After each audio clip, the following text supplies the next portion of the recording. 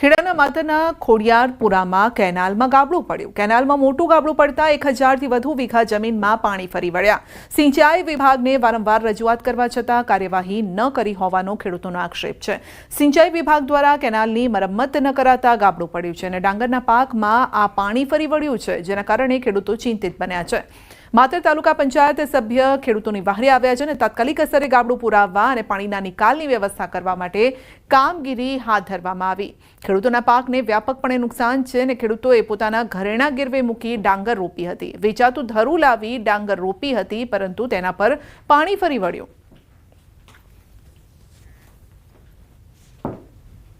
સાંજે મારી જમીન જોડે જ છે, કેનાલની જોડે જ, મારી ગંડાળા જોડે ગાબડું છે, તે પાણી નીકળતું હતું। મને શક્યતા એવી થઈ, હું મારા મજૂર ડોંગર ઉપાડવામાં લાવેલો છું। મજૂરે કહ્યું કે પાણી કેનાલ તૂટી છે, બરાબર। એટલે હું હેલો જોવા ગયો, મારા ખેતરમાં ગાબડું પડ્યું, પણ મારા ખેતરમાં નથી પડ્યું, મારા બાપાના છોકરાના ખેતરમાં ગાબડું પડેલું છે અને મારા જોડે ગાબડું છે, પડવાનું જ છે, તૈયારી જ છે। જો એ નહીં કરે તો મારી જોડે ગાબડું પડી જવાનું છે। દર વખતે અમારા આ જ પરિસ્થિતિ થાય છે અને આ નહેર તૂટી, હવે પછી શું કે ખેડૂતો વેચાતું ધરું લાયા, જેનું હતું એ ધરું જો આ નહીં રહે, હવે જો પાણી વધારે આવશે એટલે નહીં રહે, એટલે આ ખેડૂતોને ઘણું બધું નુકસાન છે। હવે જો એ ખાતા તરફથી જો ખેડૂતોને કંઈક રાહત મળે એવી ઈચ્છા અમે રાખીએ છીએ। પણ 5-5 કિલો જેવું સિમેન્ટ લાવવાનું, 2 ટકા રીતિને કરીને નાહી જાય। અમે સાહેબને ઘણીવાર કહેલું કે આ ગાબડું રહેવાનું નહીં, પણ 2 દરકારી સારી રીતે રહી છે અને આ ગાબડું ઘણીવાર આ કેનાલ ચાલુ થયેલી ત્યાં સુધી કોઈ જોવા આવેલા નથી। કાલે કેનાલ એટલી બધી મૂકેલી, ખાલી એક વેત પાણી હતું, સલકેન કેનાલ જતી હતી, એને કારણે ગાબડું પડ્યું। આ રાતનું ગાબડું પડી ગયેલું છે। સવારમાં બધાને 5 વાગે ખબર પડી, આ ચારી આખી ફેલ ગઈ છે। અમારો પ્રયત્ન એ છે કે અત્યારે એક તો ખેતીની સિઝન હોય તો આ ખેડૂતોને પાણીની જરૂર ઊભી થતી હોય કે આ કેનાલ તૂટી છે, કે જેના કારણે આગળના ખેડૂતોને પાણી મળવું શક્ય નહીં અને અહીં આગળ જે ખેડૂતોનો પાક ડૂબ્યો છે એ લોકોને રોપણી થઈ ગયેલી હતી છતાંય નુકસાન ગયું છે। એટલે અમારા 2 પ્રયત્નો છે કે એક તો આ જે ગાબડું પડ્યું છે એને વહેલામાં વહેલી તકે અમે જાણ કરી દીધી છે। એ લોકો અધિકારીઓ બધા બપોરે બધો એમનો કાફલો ને સામાન લઈને પહોંચવાના છે અને રિપેરિંગની કામગીરી ચાલુ કરી દેશે એવી એમણે અમને ખાતરી આપી છે। ખેડા જિલ્લો અને ખેડા જિલ્લાના માતર તાલુકાનું ખડિયારાપુરા ગામમાં આવેલા જોરાસી વિસ્તારની અંદર પ્રસાર થતી માતર માઇનોર કેનાલની અંદર આજે એક 15 ફૂટ જેટલું ગાબડું પડ્યું હતું। ગાબડું પડવાનું કારણ તો ખબર નહીં, પરંતુ રાત્રે 1:30 વાગે પડેલું ગાબડાના કારણે હજારો વીઘા જમીન અંદર સિંચાઈના પાણી ફરી વળ્યા છે। મારી પાછળ તમે જે જોઈ રહ્યા છો, જે પ્રકારે અત્યારે સ્થિતિ છે કે તે પ્રકારે અહીં આગળ હજારો વીઘા જે ડાંગરની જે પાક છે તે આગળ તમામ વિસ્તારની અંદર પાણી ફરી વળ્યા છે અને આ પાણી ફરી વળવાના કારણે ખેતરની અંદર કેડસમાં પાણી ભરી ગયા છે। મહત્વની વાત કરવામાં આવે તો રાત્રે 1:30 વાગે પડેલું ગાબડું અને તેના કારણે આ પરિસ્થિતિ, જો કે વહેલી સવારે આ તમામ બાબતે અધિકારીઓને જાણ કરવામાં આવી હતી, પરંતુ કોઈ અધિકારીઓ ના હોય તેવું ગ્રામજનો આક્ષેપ કરી રહ્યા છે। મહત્વની બીજી વાત કરવામાં આવે તો ન્યૂઝ 18 ગુજરાતી દ્વારા જ્યારે અહેવાલ પ્રસારિત કરવામાં આવે ત્યારે અધિકારીઓ આગળ આવી અને આ ગાબડું છે તે પૂરવાની તજવીજ હાથ ધરી છે, પરંતુ આ ગાબડું પડવાના કારણે ખેડૂતોનો હજારો વીઘાનો ડાંગરનો પાક નિષ્ફળ ગયો છે। ખેડૂતો કહી રહ્યા છે કે એક બાજુ ખાતરની તંગી છે, ખાતર મળતું નથી અને તેઓ વેચાતું ખાતર લાવી અને આ પાક તેમને કર્યો હતો, પરંતુ તેમ છતાં ગાબડું પડ્યું, જેના કારણે તેમનો જે તમામ ડાંગરનો પાક છે તે નિષ્ફળ ગયો છે। જેથી ખેડૂતો માંગ કરી રહ્યા છે કે વહીવટી તંત્ર દ્વારા આ જે ગાબડું પડ્યું છે તે જે જમીનમાં પાણી ફરી વળ્યું છે તેનો સર્વે કરી તેમને રાહત ચૂકવવામાં આવે। ઉમંગ પટેલ, ન્યૂઝ 18 ગુજરાતી, ખડિયારાપુરા, ખેડા। વડોદરામાં સ્માર્ટ વીજ મીટરનું ભોપાળું આવ્યું છે સામે। સમા વિસ્તારમાં આવેલા પીએમ આવાસ યોજનામાં રહેતા ગ્રાહકનું વીજ બિલ 7.81 લાખ રૂપિયા આવ્યું। વીજ કંપનીના ગ્રાહક ઉષાબેન પટેલને આવ્યું છે ભારે ભરખમ વીજ બિલ। સ્માર્ટ મીટર લગાવ્યા બાદ 3 મહિને બિલ આપ્યું છે અને વીજ ગ્રાહકના મતે સ્માર્ટ મીટર અગાઉ મહિને 1500 રૂપિયા બિલ આવતું હતું। 3 સભ્યોના પરિવારને 3 મહિનાનું 7.81 લાખ બિલ આવતા પરિવારમાં પણ ચિંતા છે। તો MGVCL વીજ કંપનીનો આ છબરડો છે તેવો આક્ષેપ પણ લાગી રહ્યો છે।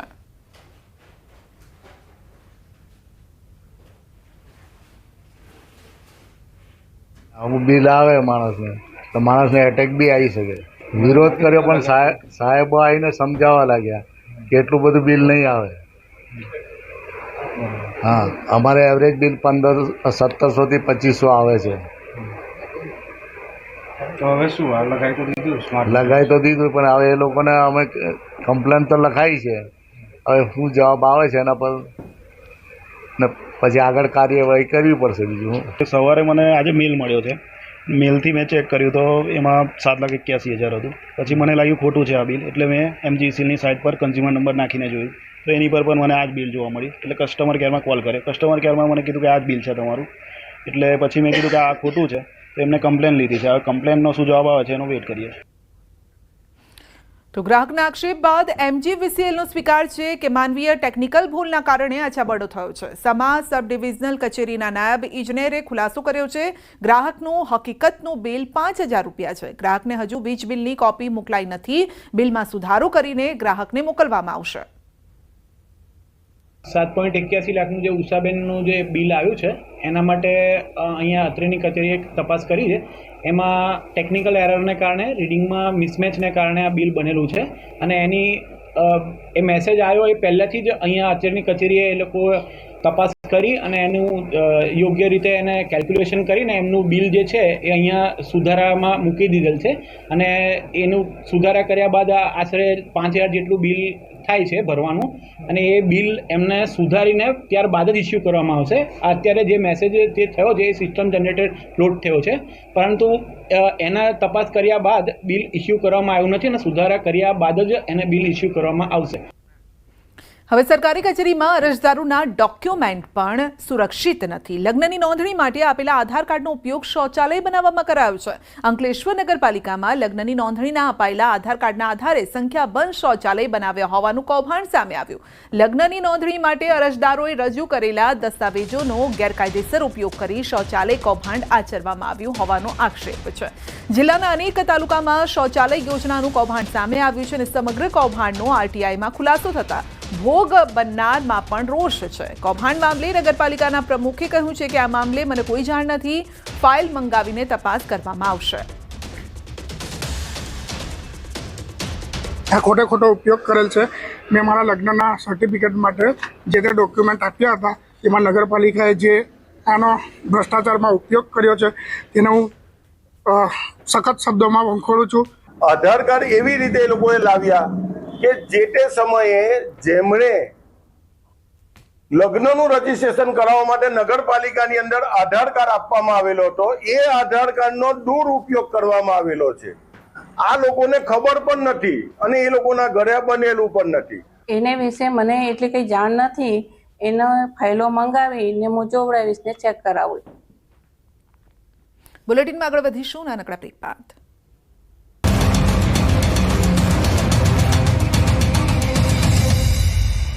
ગુજરાતની ચોમાસામાં શાકભાજીના ભાવ બમણા થતાં લોકોના બજેટ પર માઠી અસર પહોંચી. વરસાદી સિઝનમાં શાકભાજીની આવક ઓછી થઈ રહી છે. બીજી તરફ માર્કેટમાં ઊંચા ભાવ હોવા છતાં ખેડૂતોને યોગ્ય ભાવ મળતા નથી. શાકભાજીના અલગ અલગ ગ્રેડ આપવામાં આવે છે, જેમાં સારામાં સારા શાકભાજીને ઊંચા ભાવ આપવામાં આવે છે. જોકે આ મામલે વેપારીઓનું કહેવું છે કે શાકભાજી માર્કેટમાં આવ્યા બાદ ટ્રાન્સપોર્ટ ખર્ચ, દલાલી અને બગડી ગયેલું શાકભાજી હોય એટલે રિટેલ માર્કેટમાં આવતા જ તેના ભાવ વધી જાય છે, જેની સીધી અસર ગૃહિણીઓના બજેટ પર પડે છે.